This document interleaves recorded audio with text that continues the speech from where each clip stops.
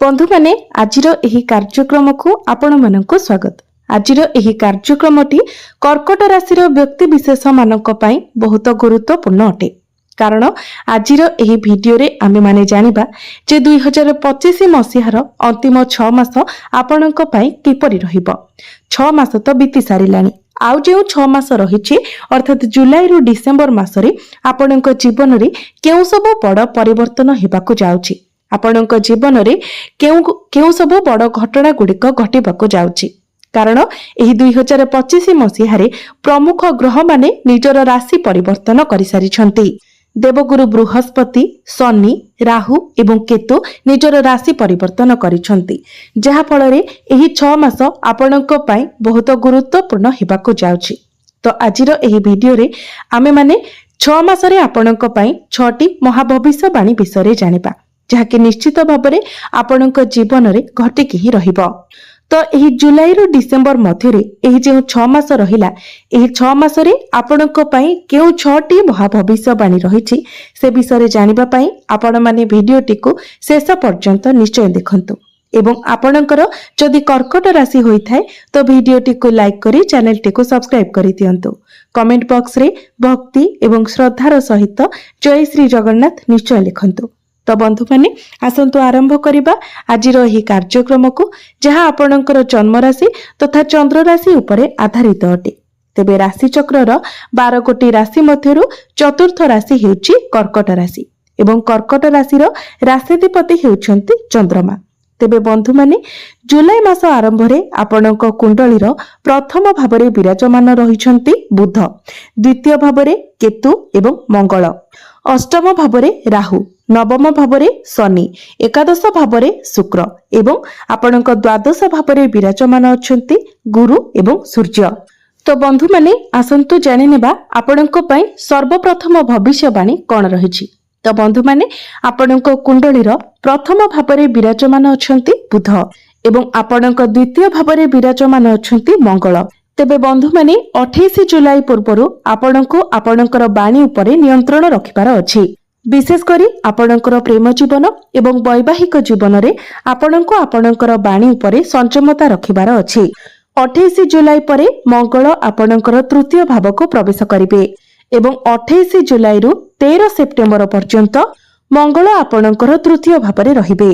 जहा फल रे जदि आपण टेक्निकल लाइन में काम करूछंती, ऑनलाइन ले काम करूछंती, आपण इन्फ्लुएंसर अछंती, ऑनलाइन रिलेटेड आपण जहा भी किछि काम जदि करूछंती सेथिरे आपण बहुत अधिक सफलता पाइबे। आपणक मध्यरे साहस पराक्रम बढ़िबो। आपणक मध्यरे एनर्जी लेवल बहुत भल रहिबो। 13 सेप्टेम्बर को मंगल आपणकर चतुर्थ भाव को आसी जिवे। 13 सेप्टेम्बर रु 28 अक्टोबर पर्यंत मंगल आपणकर चतुर्थ भाव रे रहिबे। एही समय मध्यरे आपण कोनोसी प्रॉपर्टी रे डील करि पारंती एवं एही समय रे आपण किछि इलेक्ट्रोनिक्स जिनिस किंबा घर पई कोनोसी जिनिस किना किनि करि पारंती। तापरे 28 अक्टोबर को मंगल आपणकर पंचम भाव को आसी जिवे। निजर स्वगृह रे विराजमान करिवे। सेतेबेले आपणक मध्यरे एनर्जी लेवल बहुत भल रहिबो। आपणक मध्यरे कॉन्फिडेंस लेवल बहुत भल रहिबो। एबे आसंतु जानिबा आपणक पई द्वितीय भविष्यवाणी कोन रहिछि। तो द्वितीय भविष्यवाणीटी आपणकर शिक्षा उपरे आधारित अटे। तो बंधु माने जुलाई मास आरंभ रे शुक्रंकर दृष्टि आपणकर पंचम भाव उपरे रहुछि एवं कोनोसी भी पाप ग्रहंकर दृष्टि आपणक पंचम भाव उपरे नाही। यह व्यतीत 28 अक्टोबर को मंगल मध्य निजर स्वगृह को आपणकर पंचम भाव रे प्रवेश करिवे। 15 अगस्त परठारु आपणकर शिक्षा क्षेत्र बहुत भल रहिबो। किंतु आमे जदि आहुरी भल कथा कहबा तो 28 अक्टोबर ठारु आपणकर शिक्षा क्षेत्र रे आपण आहुरी अधिक उन्नति देखिबा को पाइबे, जेतेबेले मंगल तांकर स्वगृह रे आपणकर पंचम भाव रे गोचर करिवे। तो 28 अक्टोबर परे जदि आपणकर किछि एग्जाम अछि, कोनोसी कॉम्पिटिटिव एग्जाम अछि किबा आपण कोनोसी कंपटीशन रे पार्टिसिपेट करिवे तो सेथिरे आपणको बहुत अधिक सफलता मिलिबो। 28 अक्टोबर परे पाठ पढ़ा रिलेटेड जदि आपण किछि डिसिजन नियंती, कोनोसी भी स्टेप नियंती तो सेथिरे मते आपणको सफलता मिलिबो। तेबे आपण जदि एडमिशन नेबा पई चाहुछंती, फॉर्म फिलअप करबा पई चाहुछंती किबा पाठ पढ़ा रिलेटेड किछि बड़ डिसिजन नेबा पई चाहुछंती तो 28 अक्टोबर परे कले आपणक पई बहुत भल रहिबो। एबे आसंतु जानिबा आपणक पई तृतीय भविष्यवाणी कोन रहिछि। तो बंधु माने गुरु आपणकर द्वादश भावरे विराजमान अछंती एवं संपूर्ण 1 वर्ष पर्यंत आपणकर द्वादश भावरे ही रहिबे। तेबे गुरु हेउछंती आपणकर नवम भाव अर्थात भाग्य भाव एवं षष्ठ भावर अधिपति। तो गुरु जेतेबेले आपणकर द्वादश भावरे गोचर करूछंती तो आपणकर शत्रु हंतार जोग बनुछि। आपणकर शत्रु मानकर दमन हेब, रोग ऋणरू आपणको मुक्ति मिलिब। कारण गुरु आपणकर द्वादश भावरे रही निजर स्वगृह षष्ठ भावको देखुछंती। षष्ठ भावटी होइथाय रोग ऋण एवं शत्रुर भाव। तो जदि आपण पूर्वरु किछि ऋण करज नेइछंती एवं ताहाकु सुझिबारे आपण समर्थ होई पारुनाहंती, तेबे वर्तमान आपणक पई से समय आसी जाइछि। निश्चित भावरे आपण ऋण करज भाररु मुक्त होई पारिबे। तेबे एही 6 मास मध्यरे आपणकर खर्च मध्य बढ़िजिबो, कारण द्वादश भावटी होइथाय खर्चर भाव। आपण जेते भी निजर खर्च उपरे नियंत्रण करिबा पई चाहिबे, किंतु खर्च आपणकर बढ़िजिबो। आपण खर्च को नियंत्रण करिबारे समर्थ होई पारिबे नाही, कारण गुरु आपणकर द्वादश भावरे गोचर करूछंती। तेबे बंधु माने गुरु हेउछंती चर्बीर कारक ग्रह एवं गुरु आपणकर द्वादश भावरे रोग स्थान रे विराजमान अछंती। तो एही 1 वर्ष मध्यरे आपणकर मोटापण बढ़ी जाई पारे किंबा आपण बहुत अधिक दुर्बल होई जाई पारंती, नचेत आपणकर लिवर डाइजेशन गैस्ट्रिक एसिडिटी भली प्रॉब्लम देखा देई पारे। तो आपण विशेष रूप रे आपणकर खाद्य प्रति ध्यान देबा उचित। एबे आसंतु जानिबा आपणक पई चतुर्थ भविष्यवाणी कोन रहिछि। तेबे बंधु माने शनि आपणकर भाग्य भावरे विराजमान अछंती एवं आपणकर भाग्य भावर अधिपति गुरु आपणकर द्वादश भावरे विराजमान अछंती एवं राहु आपणकर अष्टम भावरे विराजमान अछंती। तो एही 6 मास मध्यरे आपणकर किछि धार्मिक यात्रा होई पारे। आपण कोनोसी लॉन्ग ट्रैवल ले जाई पारंती। आपण एही समय विदेश यात्रा मध्य करि पारंती। एही तीनोटी मध्यरु किछि भी आपणक सहित होई पारे। हुएत आपण धार्मिक यात्रा करि पारंती किंबा दूर यात्रा करि पारंती किंबा विदेश यात्रा करि पारंती। तो जो माने विदेश यात्रा करिबा पई चाहुतिले सेमानक पई एही 6 मास सुवर्ण सुजोग हेबो एवं जो माने भारतीय अछंती एवं विदेश रे रही काम कार्य करूछंती तो आपणकर कैरियर रे मध्य ग्रोथ आसीबो। तो जो माने विदेश रे अछंती सेमानक पई निश्चित भाबरे किछि सकारात्मक परिवर्तन हेबो, किंतु खर्च मध्य आपणकर अधिक हेबो। एबे आसंतु जानिबा आपणक पई पंचम भविष्यवाणी कोन रहिछि। तो बंधु माने आपण माने तो जानिछंती शनिंकर राशि परिवर्तन परे आपणक राशि रे चालुथिबा शनि अढेर समाप्त होई सारिछि। तो शनि जेतेबेले आपणकर अष्टम भावरे थिले आपणकर दांत जनित समस्या देखा देउथिला, पारिवारिक अशांति देखा देउथिला। वर्तमान शनि आपणकर नवम भावरे गोचर करूछंती, तो से सब जिनिस आपणकर सट आउट होई जिवो एवं वर्तमान जे माने उच्च शिक्षा करिबा पई इच्छुक अछंती आपणक पई उच्च शिक्षा करिबा पई बहुत भलो समय आसी जाइछि।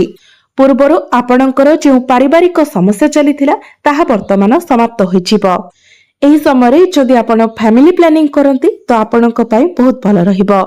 पूर्वरु आपणको आपणकर परिश्रमर फल मिली पारु नथिला, आपणको जेतिकी पारिश्रमिक मिलिबा कथा सेतिकी मिली पारु नथिला, किंतु वर्तमान आपणको आपणक परिश्रमर मूल्य मिलिबो।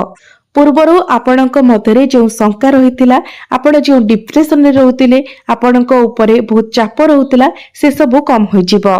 किंतु शनि आपणकर जेहेतु भाग्य स्थान रे अछंती तेनु तरबरिया भाबरे आपण कोनोसी डिसिजन नियंतु नाही किंबा कोनोसी कार्य मध्य तरबरिया होई करंतु नाही, नचेत सेही काम रे आपणको बहुत बाधा विघ्नर सामना करबाको पड़िबो। होयत कार्य रे आपण असफल मध्य होई पारंती। तेनु आपण जहा भी कार्य करूछंती ता पूर्वरु भलो भाबरे भाबे चिंती धीर स्थिर भाबरे आपण काम रे आगको बढ़ंतु, निश्चित भाबरे सेथिरे आपणको सफलता मिलिबो। जेते पारिबे आपण निजको स्टेबल रखंतु, शांत रखंतु। एबे आसंतु जानिबा आपणक पई षष्ठ भविष्यवाणी अर्थात अंतिम भविष्यवाणी कोन रहिछि। बंधु माने राहु आपणकर अष्टम भावरे एवं केतु आपणकर द्वितीय भावरे विराजमान अछंती। दीर्घ 18 वर्ष परे राहु आपणकर अष्टम भावरे गोचर करूछंती एवं केतु मध्य 18 वर्ष परे आपणकर द्वितीय भावरे गोचर करूछंती, जहा फलरे आपणकर गभीर ज्ञान बढ़िबो। जदि आपण रिसर्च लाइन रे अछंती तो आपणक पई बहुत भलो समय रहिबो। ज्योतिष विद्या तंत्रविद्या एसबुरे आपणकर आग्रह बढ़िबो। तेबे केतु जेहेतु आपणकर द्वितीय भावरे अछंती तेणु आपण बहुत भाबी चिंती कथाबार्ता करंतु। जो माने राजनीति क्षेत्र रे अछंती सेमानंक पई बहुत भलो समय रहिबो, कारण केतु आपणकर द्वितीय भावरे रही आपणको चतुरता प्रदान करिवे। आपण केउठारे कोन कहिबा उचित, किपरि कहिबा उचित एवं केउ स्थान रे कोन करिबा उचित से सब मेंटालिटी केतु आपणको प्रदान करिवे। एही समय आपण निज जीवन रे किछि लक्ष्य निर्धारित करिवे। आपण निज जीवन रे किछि नूतन परिवर्तन करिवार चेष्टा करिवे। जदि आपण विद्यार्थी अटंती तो पाठ पढ़ारे आपण रिसर्च करिवे। निजर क्यारियर रे मध्य आपण किछि नुआ शिखिबार चेष्टा करिवे। किंतु राहु आपणकर अष्टम भावरे थिबा हेतु आपणकर किछि क्षत विक्षत हेबार संभावना रहुछि। आपणको आघात लागिबार संभावना रहुछि।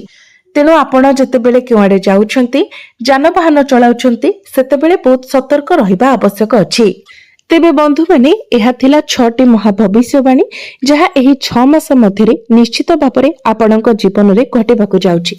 तो एबे आसंतु जानि नेबा किछि प्रतिकार विषय रे, जो प्रतिकार गुडिक करिबा द्वारा जहा किछि अशुभत्व रहुछि से गुडिक खंडन होई जिवो एवं आपणकू अधिक मात्रा रे शुभ फल प्राप्ति हेबो।